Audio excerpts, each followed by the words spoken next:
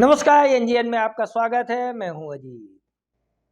India गठबंधन को लेके जो पहले दिन शंका जताई जा रही थी, मुंबई बैठक के बाद वह खुल के बाहर आ गए। इंडिया गठबंधन में सीट शेयरिंग यानी सीट का बंटवारा आसान नहीं है। कल की बैठक में भी इसका असर दिखा, जिसका कारण था कि ममता बनर्जी, उनके भतीजे और टीएमसी के महासचिव अभिषेक बनर्जी और डी.ओ. राय बैठक में शामिल तो हुए, लेकिन प्रेस कॉन्फ्रेंस के पहले निकल गए। अभिषेक बनर्जी को कोऑर्डिनेशन कमेटी में भी शामिल किया गया है, फिर भी वह प्रेस कॉन्फ्रेंस में शामिल नहीं हुए। अखिलेश यादव भी प्रेस कॉन्फ्रेंस के पहले चले गए थे। ऐसा क्यों हुआ, हम बताते हैं। ऐसा इसलिए हुआ क्योंकि ममता बनर्जी, नीतीश कुमार, अरविंद केजरीवाल और अखिलेश यादव, इनका सबका मानना है कि सीट का फैसला जल्दी से जल्दी हो जाए ताकि वह को एक मैसेज जाए। जमीन में बहुत सारे मसले हैं जो कार्यकर्ताओं को सुलझाने हैं। कांग्रेस कहती है कि वह कोई भी बलिदान देने को तैयार है, लेकिन कांग्रेस की स्टेट यूनिट्स इसके खिलाफ है। कल का जो प्रस्ताव पास किया गया, जिसे आदित्य ठाकरे ने पढ़ा था, उसमें भी यह कहा गया कि अधिकतम कोशिश करेंगे साथ में चुनाव लड़ने की। बैठक में शामिल नेताओं से बातचीत के बाद, तमाम मीडिया रिपोर्ट्स के बाद और सोर्सेस खंगालने के बाद जो खबर निकल के आ रही है वह यह है कि कांग्रेस पार्टी 450 सीटों पर ही सिंगल कैंडिडेट यानी गठबंधन की तरफ से विपक्षी एक उम्मीदवार पर मन बना रही है। 3 वह राज्य हैं जहां सबसे ज्यादा समस्या है। कौन कौन से पता है आपको? नहीं, हम बताते हैं। केरल में बीजेपी लगभग ना जैसे है, लेकिन वहां कांग्रेस जो है वह राज्य विधानसभा के अंदर विपक्ष की भूमिका में है। कांग्रेस वहां जिस गठबंधन का नेतृत्व करती है उसको यूडीएफ कहते हैं, और वहां सरकार है एलडीएफ की यानी लेफ्ट फ्रंट की। पिछले लोकसभा चुनाव के दौरान कांग्रेस को केरल की 20 में से 18 सीटों पर जीत मिली थी।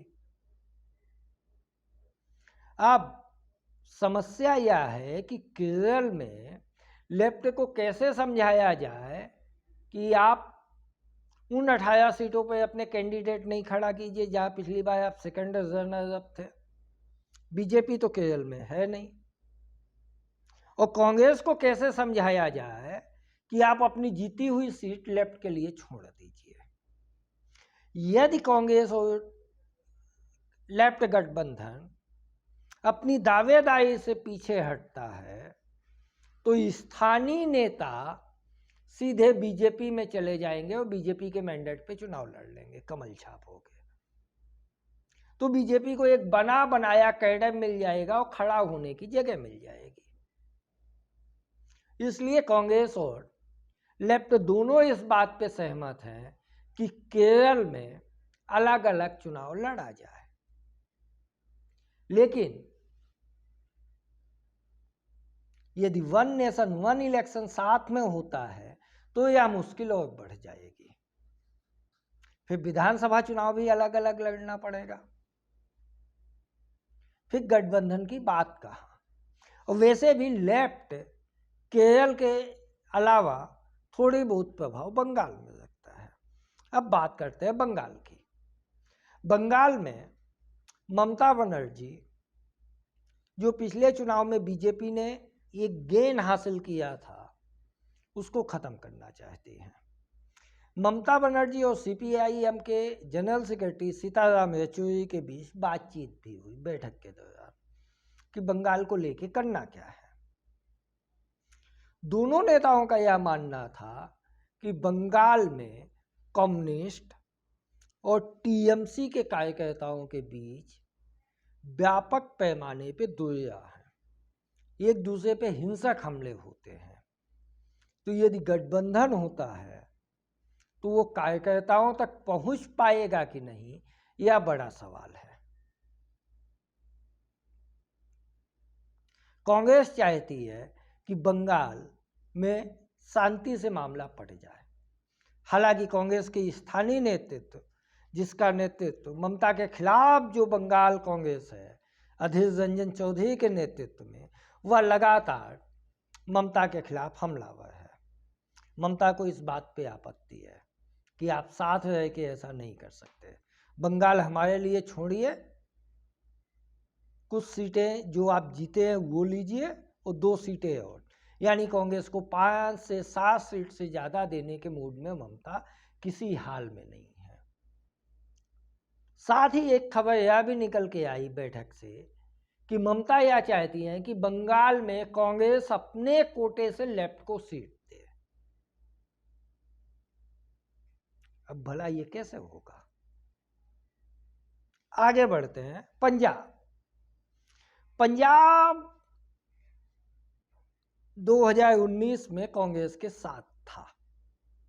केरल के बाद पंजाब दूसरा राज्य ऐसा था जिसने कांग्रेस को झोली भर के सांसद दिए थे जब पूरे देश में सूखा पड़ा था। लेकिन विधानसभा चुनाव में आम आदमी पार्टी ने भगवंत सिंह मान के नेतृत्व में जो झाड़ू चलाया कि पंजाब कांग्रेस से साफ हो गया। भाजपा वहां कोशिश कर रही है नई तरह से। कैप्टन अमरिंदर सिंह जो कांग्रेस के मुख्यमंत्री थे, बड़े चेहरे थे, उनकी धर्म पत्नी कांग्रेस से सांसद थी, वह बीजेपी में है।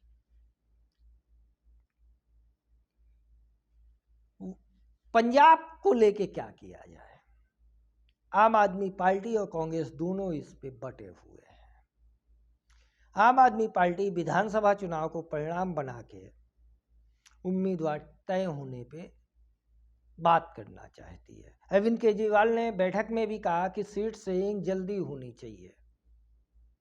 तमाम बातें बात की हैं। पहला मुद्दा यही आता है कि किसको लड़ना कहाँ है, या तो पता हो।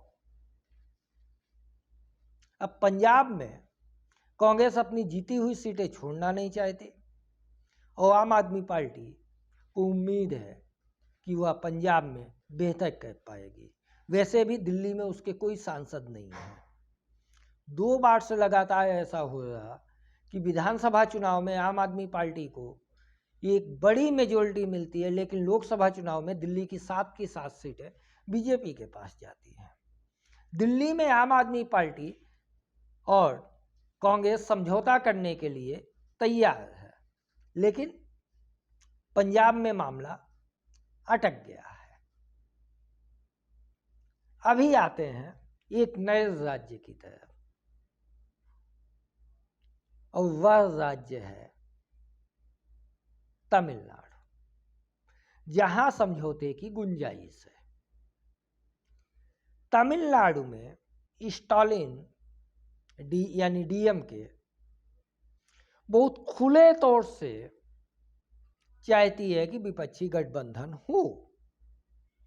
इसलिए स्टालिन अपने कोटे से तमिलनाडु में लेफ्ट को यानी कम्युनिस्ट गठबंधन को कुछ सीटें दे सकते हैं, जिससे बंगाल की भरपाई हो सके। वह बड़ा राज्य है। सवाल महाराष्ट्र का भी है। महाराष्ट्र में एक सामूहिक सहमति है, लेकिन शरद पवार की भूमिका शंका के घेरे में है। महाराष्ट्र का जो बैठक हुआ, महाराष्ट्र में आयोजन था, लेकिन आयोजक दोनों सेशन के शिवसेना उद्धव ठाकरे गुट और कांग्रेस से सही। एनसीपी ने वह सक्रियता नहीं दिखाई, हालांकि शरद पवार मीटिंग में आए, सुप्रिया सुले मीटिंग में आई, बात हुई, तमाम चीजें हुई, लेकिन पवार की भूमिका भी सवालों में है। 450 सीटों पर सिंगल कैंडिडेट और बाकी 94 सीट पे मल्टी कैंडिडेट पे यदि अपोजिशन जाता है तो उसकी दरार वहीं टूट जाती है। तो इंडिया गठबंधन में अभी कई धागे खुलने बाकी हैं और शीर्ष से इनके पहले पहले संभव है कि बंगाल अपना ताप दिखाए। नमस्कार। यह शो आपको कैसा लगा हमें बताइएगा। चैनल को लाइक, सब्सक्राइब और शेयर करना ना भूलिएगा। और सबसे अहम बात कि अपने कमेंट्स हमें दीजिए ताकि हम आपके कमेंट्स को रिगार्ड कर सकें। आपका ओपिनियन हमारे लिए अहम है। नमस्कार।